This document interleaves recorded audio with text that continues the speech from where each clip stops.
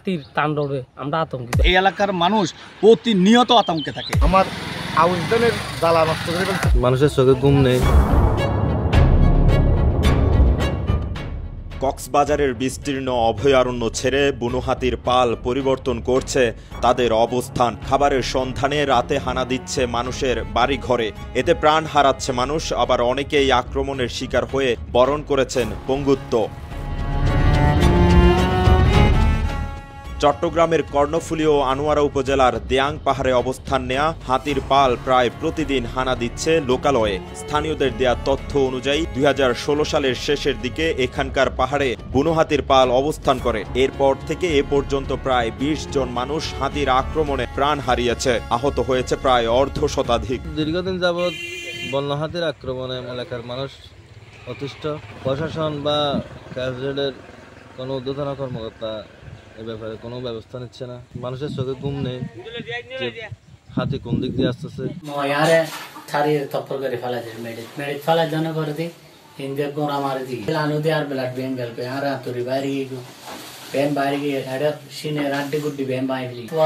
মানুষজন লয় আর যাইরে লামায় আনি মেডিকেলে না যায়। প্রায় 17 দিন আসছিলাম ক্যাজুয়ালের না।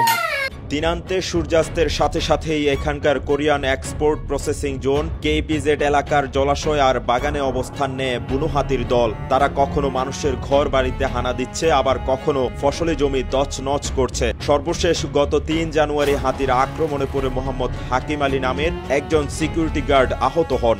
রাস্তা দিয়ে হাঁটার সময় ও আমার সামনে পড়ে যায় হাতি দেখার পর আমি পিছে ব্যাগ দিয়ে দৌড়তেছি, হাতিও আমার পিছে পিছে তাড়া করতেছে। আমার ফেসস একদম ছিল না।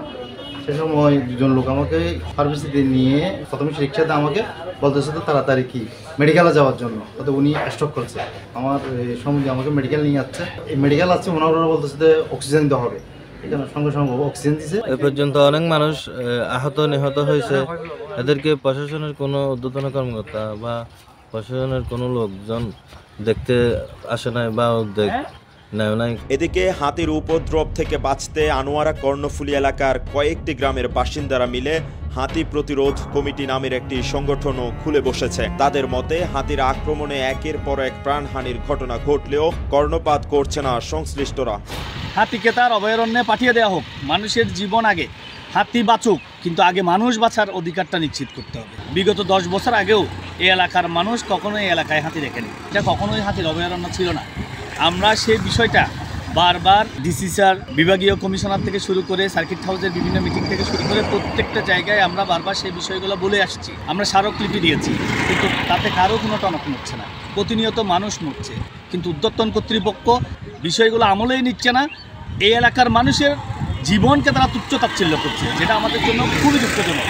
তথ্য বলছে আনোয়ারা কর্ণফুলী উপজেলার দেয়াং পাহাড়ে কখনো হাতির বিচরণ ছিল না। কক্সবাজার জেলার চকরিয়া উপজেলা সহ হাতির অভয় আশ্রম খ্যাত বিস্তীর্ণ বন থেকে খাবারের খোঁজে এসব বুনো হাতি ঢুকে পড়ছে লোকালয়ে। চট্টগ্রামের আনোয়ারা কর্ণফুলী থেকে সুমন সাহার তথ্য ও ছবিতে ডেস্ক রিপোর্ট, কালের কণ্ঠ, চট্টগ্রাম।